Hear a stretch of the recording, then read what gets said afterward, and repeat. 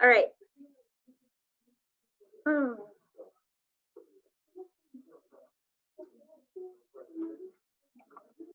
So I'm going to talk to you about the 3 different types of cover letters that you can write, and you're going to decide which kind you want to write.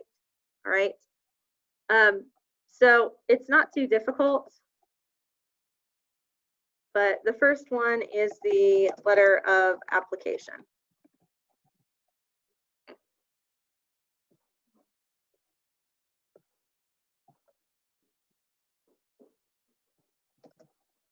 The letter of application is when you have a specific scholarship or job to apply for. And the key is you have a description of it already. So if you have a description of it, the letter of application is perfectly appropriate. The letter of application, what its purpose is to highlight your skills and characteristics that would make you a good fit for the job or the scholarship.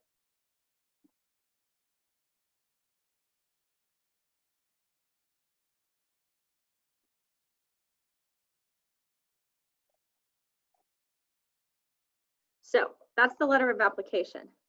Interestingly, I am constantly writing letters of application because technically the letters of reference that I write for you do the same thing. It's me applying on your behalf, right? Like it's me saying, here are the reasons I think that this person should get this scholarship. Here are the reasons I think this person would be good for this job, right? So like whenever I write a letter of reference, I consider that a letter of application on your behalf, you know? So the important thing is that you're not necessarily repeating your resume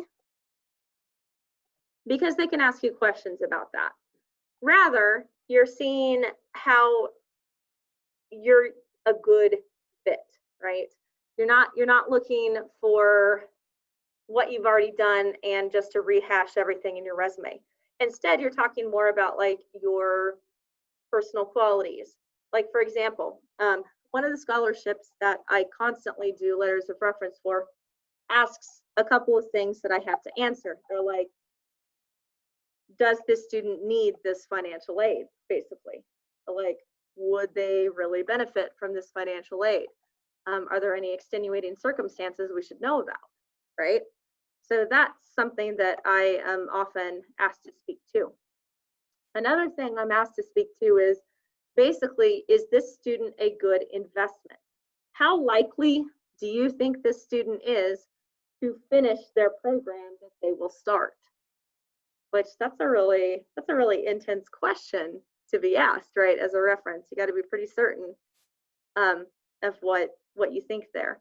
And then another question specifically that the Dane G. Hansen asks in terms of its references is how likely is this student to come back to Western Kansas and contribute to the community there? Like all of those things are considered significant. So the letter of application, that's what it's doing. I'm going to give you an example of a cover letter, one of my cover letters that I wrote when I applied to Ellis.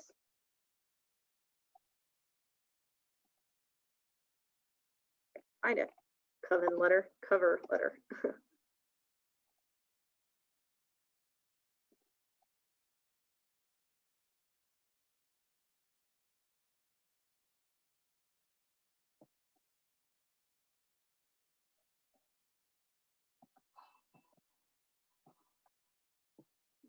Oh, really?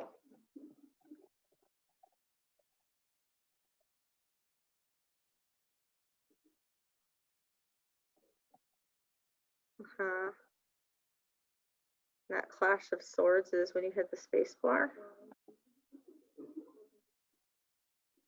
Nice. Would not have guessed.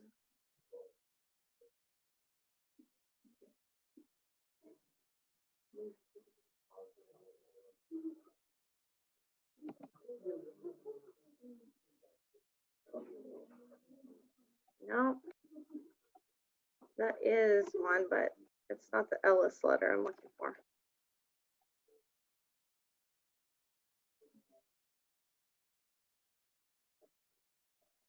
I'm not finding it. Normally that's not an issue, but maybe it's just being a pain right now. Basically, it's not necessarily just about your experience. It's about like why you're a good choice.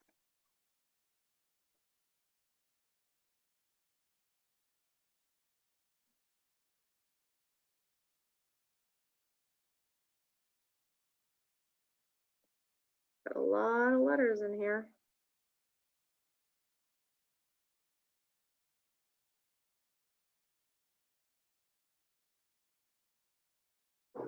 But no letter I was specifically searching for. We're gonna leave it alone. Anyway, letter of application, that's the first kind. The second kind of letter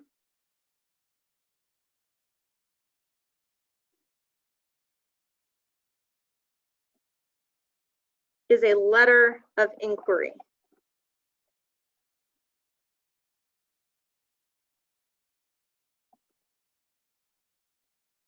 So a letter of inquiry is basically you asking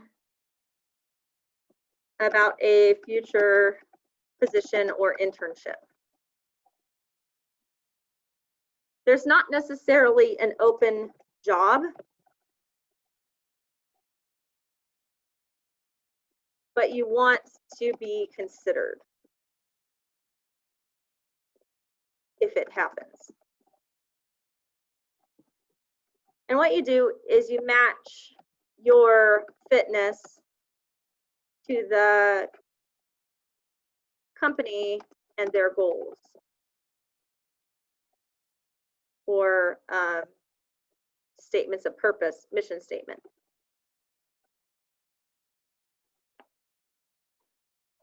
So say you want to be an intern at Disney World.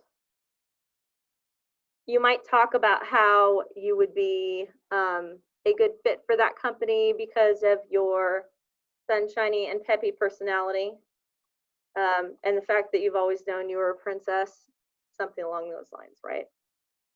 But a letter of inquiry is basically you looking into something that you would like to do in the near future, but that has not necessarily, they don't know about you, right? You know about them, but they don't know about you. Letters of inquiry are to introduce yourself and to be kept on file, basically.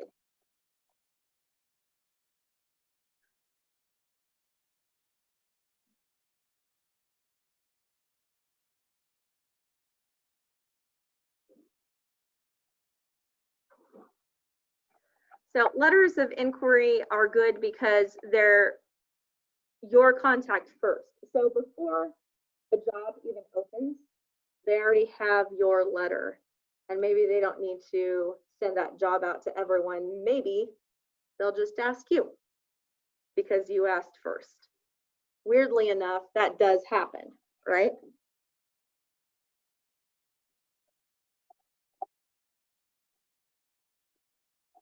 Okay. So letters of inquiry are not for the faint of heart. Like, you have to be kind of bold in what you want. You know what I mean?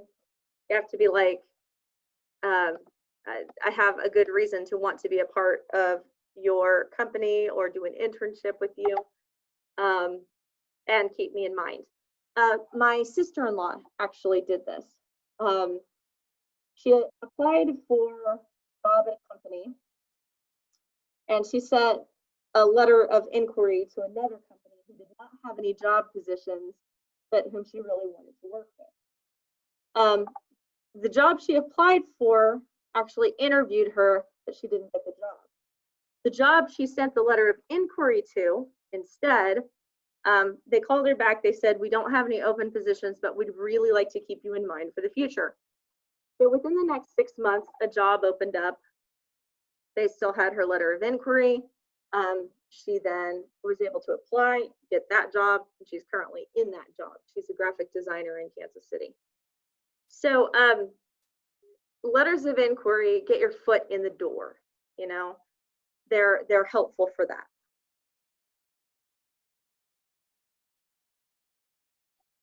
So the last thing is kind of a letter of recruitment. These are often used for athletes wishing to be scouted or considered. They often take the form of an email.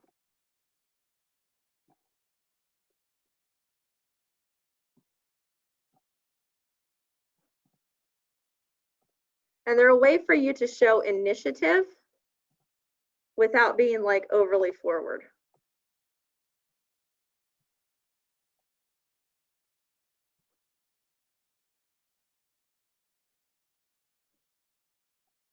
Ugh.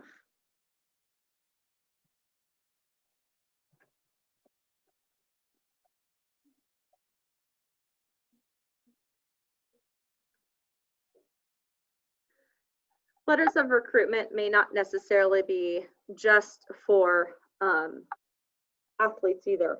I've had people do a cover letter, an arts cover letter before an audition. And I actually think this is a really, really good idea.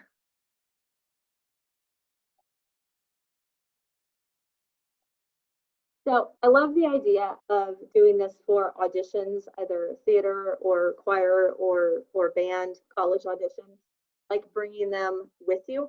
Because oftentimes you don't get much time to talk to that person who is listening to you, right? You get your audition and that's it. What's nice is your cover letter can actually talk through your interest and experience, right? Say you're a percussionist. Well, that doesn't necessarily tell them that you also know how to play the piano and you're like an expert at playing chimes as well, and are also good at rhythm guitar. Those are all things you can include in your letter of recruitment, or you can also call this a letter of introduction. But they're meant to show initiative, show that you care, show that you have an interest, show that you are ready to be considered. And this may just highlight your experience in a way that is more clear, I guess, than in your resume. Say in your resume, you're like all MCL something or another. You can talk a little bit more about that experience in the letter. You know what I mean? And why that year was specifically an awesome year, how you were dealing with injuries during that time, etc. Or maybe you were in the band and they didn't have any trombones, and so you learned how to play the trombone in a year and a half. You know, like that's significant, right? That is something that can contribute to a program in many ways, right? The thing about letters of recruitment is don't get stuck on just saying that you're hardworking, because guess what? Everyone who does college athletics, college fine arts, like that's something you have in common, right? So the letter of recruitment is meant to show you as unique, right? Like what makes you different.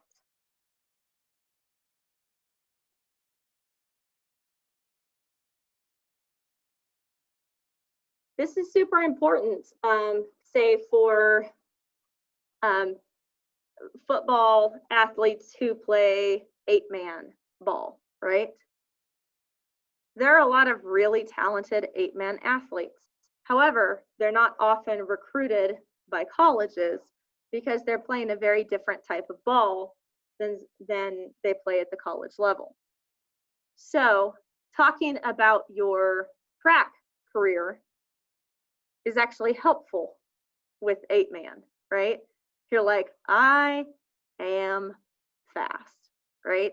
So it's not just about your 8-man season and however it went, or even if you want a crazier time, 6-man. It's about you as a well-rounded athlete, right? Your ability to adapt is more important than simply your 8-man season and your record. I say this because I come from a 1A high school, right?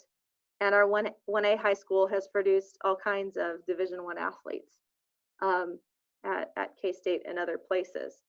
But the reason for that is because they advocate for themselves as a whole athlete and not just as a football player, right? Like that's super important. So when you choose your letter, the format looks like this. I'll get my sample.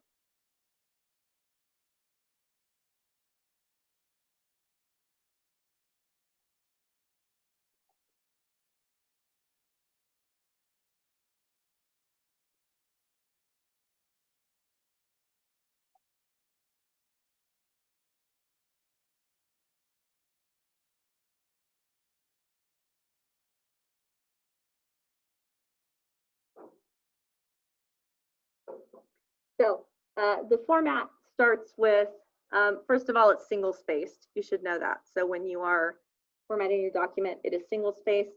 It starts with the address of the person that you are talking to. And with this cover letter, I want you to find a specific person that you are sending it to. Like, I want you to know who you are talking to, and not just the person in charge of recruitment, right? Do a slight amount of research. Make sure you know what you're talking about. With the Dane G. Hansen Foundation, I often say in my letters, Dane G. Hansen Board of Directors, right? Like that's something I talk about. And then this is 2 spaces here. The date you wrote the letter, okay? 2 spaces, then the salutation. And I'm gonna have this cover letter up in Schoology. 2 spaces, then the salutation, okay? 2 more spaces, and we start the actual letter itself. By the way, I don't love this intro, but you immediately tell what your purpose is with the cover letter. You go, hi, my name is yada yada. Don't do that. Immediately tell why you are writing the letter. And feel free to say, I am writing to express my interest. I am writing to apply. I am writing to show my interest in your company. Just straight up say it. That is the difference between cover letters and other forms of communication. There is no beating around the bush in a cover letter. Say what you want. So do that. Cover letter is in block format, meaning that there is no, let's see. Gotta make sure I'm on the right screen here. There's no indentation, right? Like it's all aligned on the left. It should be 1 inch to the left, 1 inch to the right, okay? And then there is a space between paragraphs. When you get to the end, space down 2, and you should generally end a letter with sincerely if it is an official letter. I do other things in my emails. I say best, I say cheers, I say warmly. I do a lot of things. But if you're being official, just say sincerely. Like, I mean what I wrote and I stand by it. That's all that sincerely means, you know? I mean what I wrote and I stand by it. Thank you for your time. It is also helpful. But then you space down 4 spaces, you write your name, and then this space is for 4 spaces. So if you've ever wondered why people leave that open, that's to allow for a signature. If you're fancy, you can upload a picture in there. If you're not fancy, you can print it and sign it, which is also perfectly fine.